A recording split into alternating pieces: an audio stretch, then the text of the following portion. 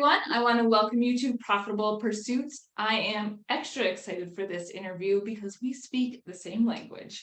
I want to welcome Brian to the show. Thank you for being here. And Thanks for having me. let's just jump into it. Can you tell the audience a little bit about yourself, your firm, what you do? Give us the lowdown. Yeah, so my name is Brian Basinger. I started out, like a lot of us, working a W-2 job and started my firm on the side, and eventually was able to switch over and do it full time.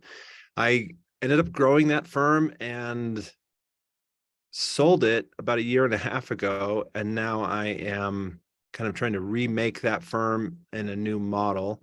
And ultimately, we help entrepreneurs change their perspective on tax from historical and just being compliant to looking ahead and trying to get strategic so they can lower taxes and then use what's in the tax code to actually help build their wealth more effectively.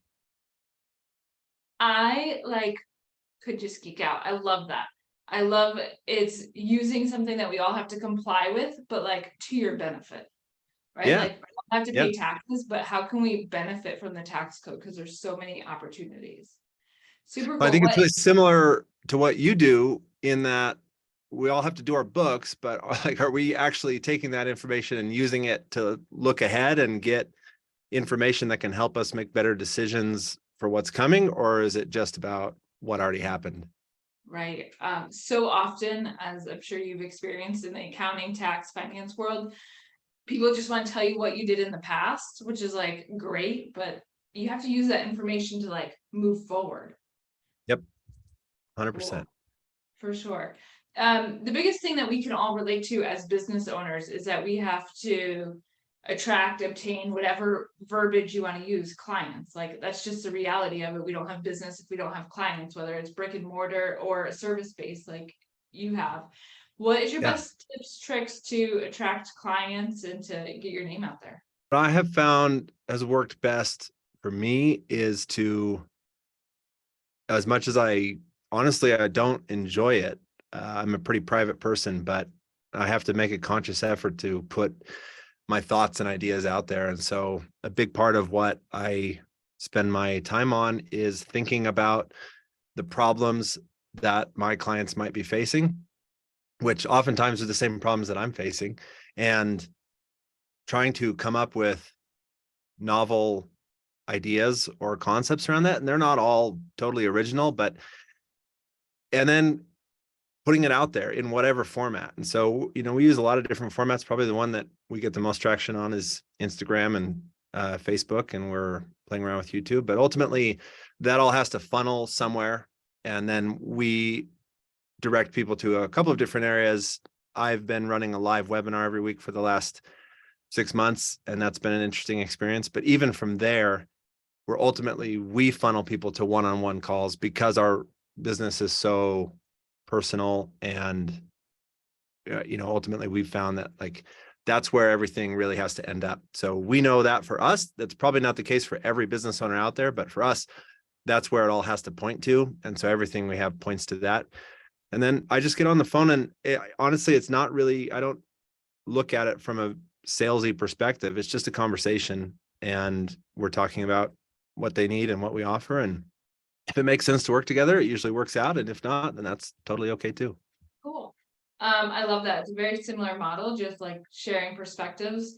And what I liked what you said in the beginning was so often people forget we're humans too behind it. We have businesses that have to comply with tax.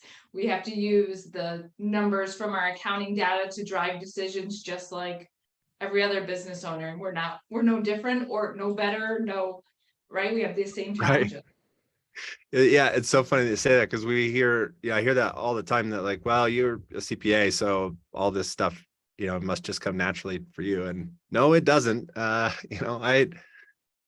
have to figure out my taxes and figure out my finances, same as everyone else does. Absolutely. And to give yourself space to do that, right? Sometimes you just have to pause and do the strategy. You just gotta sit and think. And absolutely. Cool. And probably we all, I suppose, run into the same issues of time constraints, where it's I need to I have this whole list of things to do. What's going to fall to the bottom? And I find in my own life, the same as many entrepreneurs, that the financial stuff a lot of times ends up at the bottom of the list and keeps getting punted. So like, yeah, that's a struggle that I we think all we all probably have, have in common. for sure.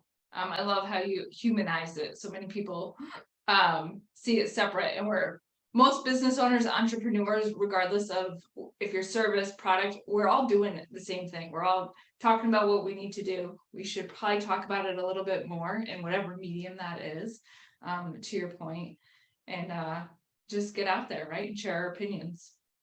Yeah, absolutely. For sure.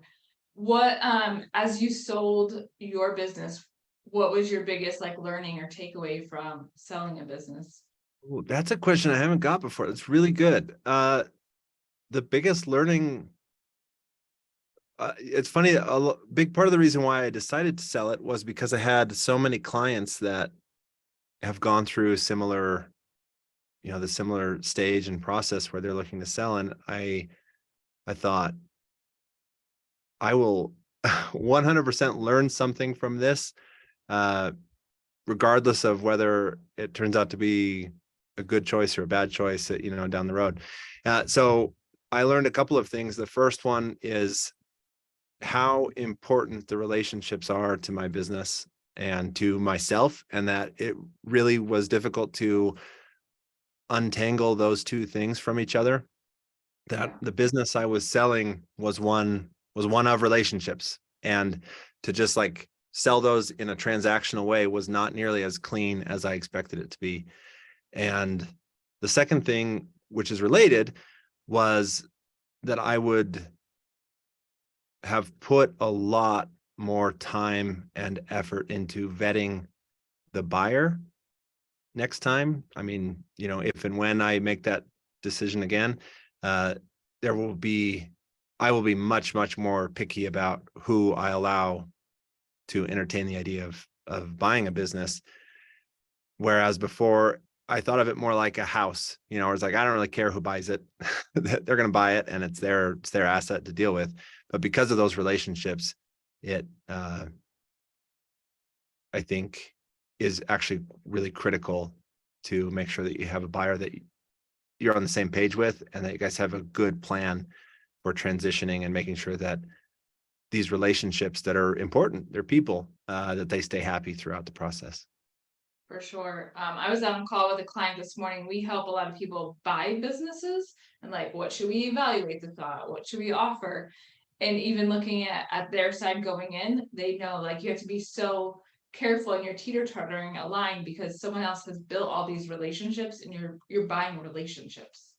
Yeah, that's Um, yeah. it's easy to overlook though. You look at profit and loss statements and cash flow statements, and it can be really easy to just think of this thing as like an impersonal asset and forget about the human beings that really comprise that asset. Yeah, I like that. Let's just jump into it. Do you have like your favorite tax tip or strategy that, while it may not apply to everybody, could apply? Like maybe a fun one you like to share? I don't get to ask everyone that question. It's funny. I think so. We have like a little framework that we use to do tax strategy, and it starts out with situational awareness. So you have to understand, forgetting any strategies, just if you don't do anything, what's your next year going to look like? What will your tax return look like? What other things do you have going on? Are you buying a house? Are you buying a business? Are you selling a business? Just what does the landscape look like? You have to start there. Then you can get into the strategies with that situational awareness. You can say, well, I don't like this and I don't like that. That seem to be, I'm on that path if I don't make any changes. Then you can look at the strategies, and those really come down to looking at entity structures to make sure that income is flowing in the most effective way for taxes, looking at deductions, and then looking at wealth strategies and saying, we have a little bit of extra money. How do we invest that in a way that gets us tax benefits? So we're investing pre-tax instead of after tax. But the biggest kind of overarching thing across that whole framework is the idea that we should be thinking about taxes and asking, how can we do this thing that we want to do? Not just, can I do it? Like, can I deduct this thing? No, that's the wrong question. We want to ask, how can I deduct it? The answer may be, when we get down to it, that, you know, the juice isn't worth the squeeze. And there's almost always a way to deduct it, but maybe it's too much work, too much hassle, and it's not worth the financial, you know, benefit of taking that deduction or shifting that entity structure, doing whatever it may be. But there's always a way. And so the question should always be not, can I deduct my car, but how can I make it so that my car is a legitimate deduction? Not, can I deduct my second home, but how do I make it so that that's a legitimate deduction? And going through that process and asking how, instead of just. It's a mindset shift. Yeah, that's right. And it's not one that, I mean, we've had the opportunity to talk with tons of tax people and we collaborate with a bunch, but that's not what many people say. But that mind shift could save you thousands. Right. Yeah. Asking how instead of can I, like, what needs to happen? So, right, how do I do this? And it also potentially, as you said, it's just not worth it, but let's evaluate whether it's worth being able to do or not. That's absolutely right.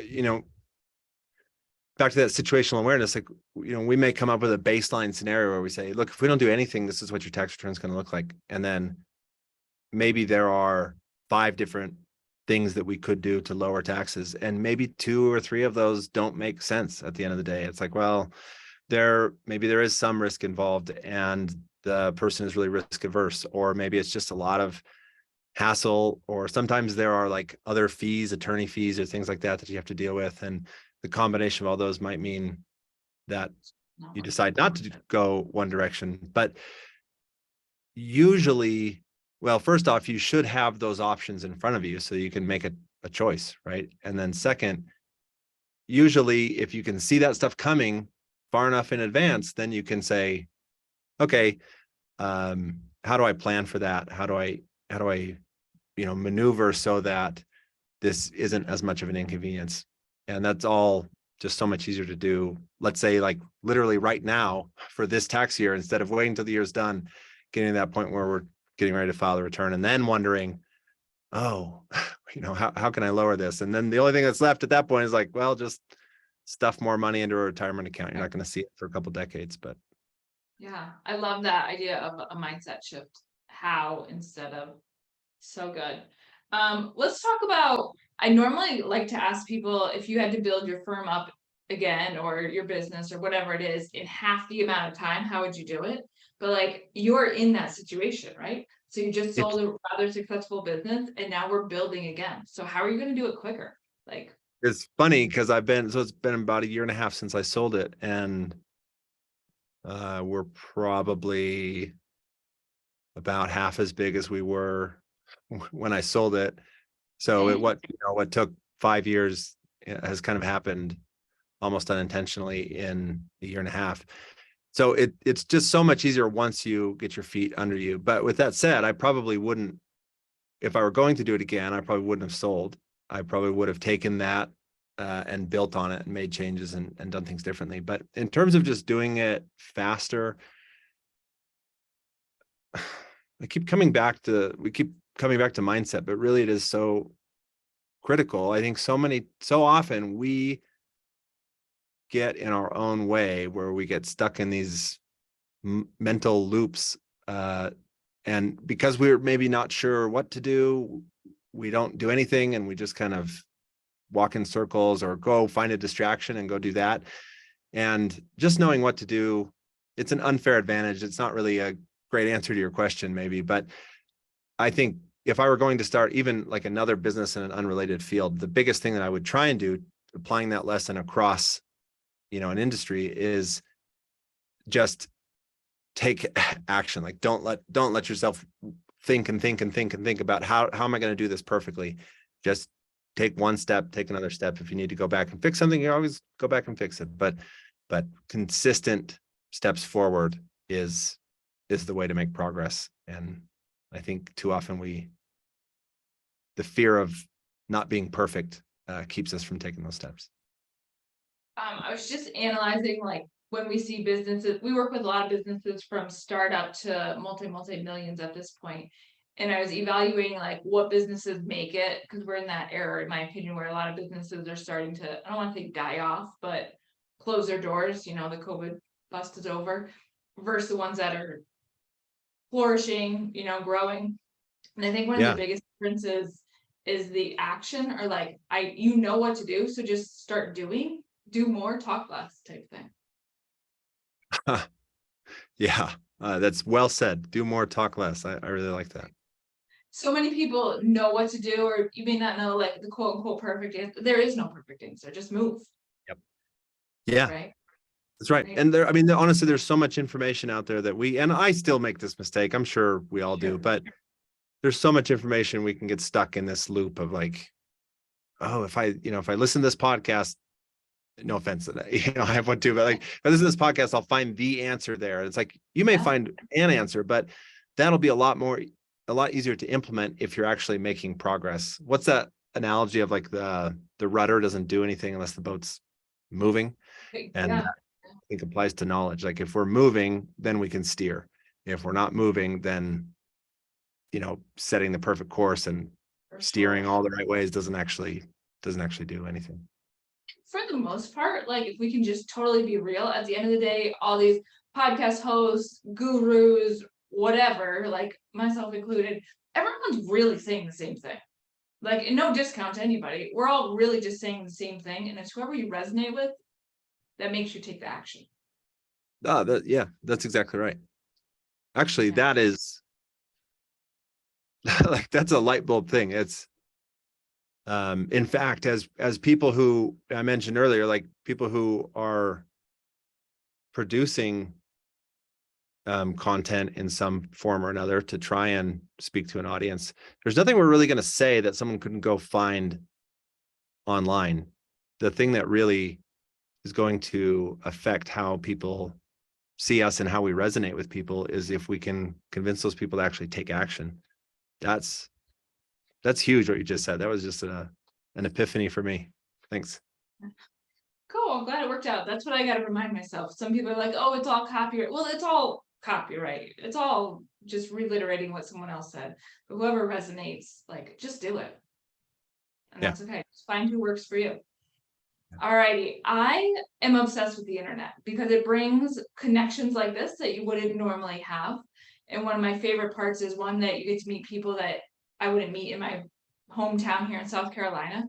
Or you also get inspired to take different actions. So I like to end the segment with, what's like a big goal or something you're working on that you're like super excited about, if you don't mind sharing.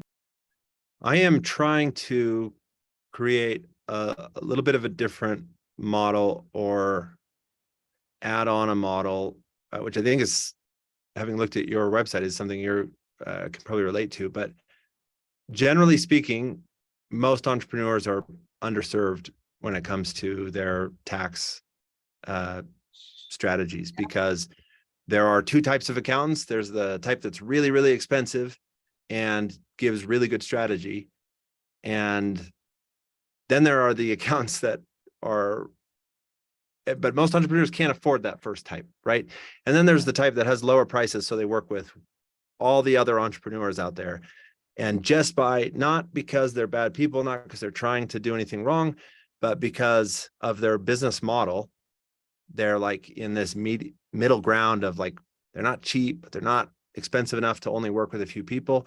So they end up serving way too many people and having this watered down service. And that's what most entrepreneurs are used to when it comes to their accountants. And I have had so many conversations with entrepreneurs where they'll say, I'll talk with them a little bit about strategy. It's not going to be a fit because they're not going to be able to afford to actually work with us one-on-one. And I'll say, well, what do you recommend? Where do I go? And there aren't a lot of good options out there. So what I'm trying to create is something that will allow us to handle the strategy piece at a cost-effective way for like the mass amounts of new business owners that are just getting started. So they don't have to like go through and make all these mistakes and like pay tens of thousands of dollars sometimes in extra taxes to the IRS, and learn that way, that we can be proactive in getting some strategy and advice to them.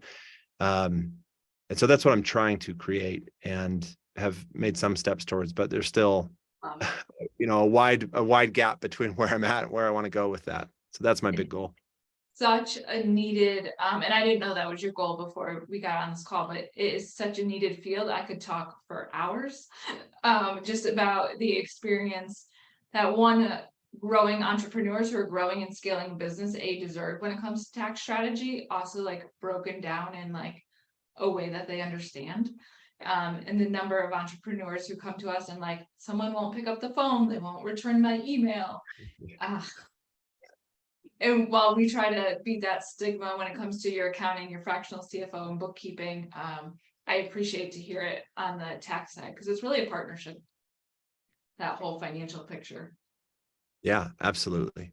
And yeah, and it's a bit of a challenge, right? To say, well, like what I described is not because people are unwilling or like don't want to help. It's one of those things where it's like, you can get 2 of the 3 good, fast, or cheap. And just one of those market forces where I think it's difficult. People want to go to one accountant and have that person be their person. It's like, this person's going to take care of all my money stuff. And then I don't have to think about it anymore. And that's fine if you're willing to pay a lot of money to that person. But how do we create something that lets people still offload some of, not bear the entire burden themselves, but do it at a price point where it's not, it's not prohibitive. So it is a challenge, but it's a fun one. Brian, where can people follow you, learn more about your services? Where can they continue the conversation with you? Yeah, 2 places. First, Instagram is where we're generally most active. So that's just Brian Basinger _CPA. And then our website, contigoadvisors.com, is the other place. And on the website, we'll have, announcements for whatever live. We always have some live event coming up. So usually weekly, I'll do a live Q&A. Those are free. You can join it and generally talk about some kind of tax topic, and then do an open forum. So if you have a question and you're waiting 2-3 weeks to hear back from your CPA and just want like a second opinion, feel free to jump on any of those free calls, and we will, we'll link it all below so it's easy to access, but make sure you go follow. It's not every day where you find a tax strategist who's willing to and has the time and makes the time, because no one really has the time to serve clients and serve, I like to call them friends on the internet rather than followers. But cool. Like that. I appreciate this conversation, and thanks for hanging out with me today. Thanks, Cheryl.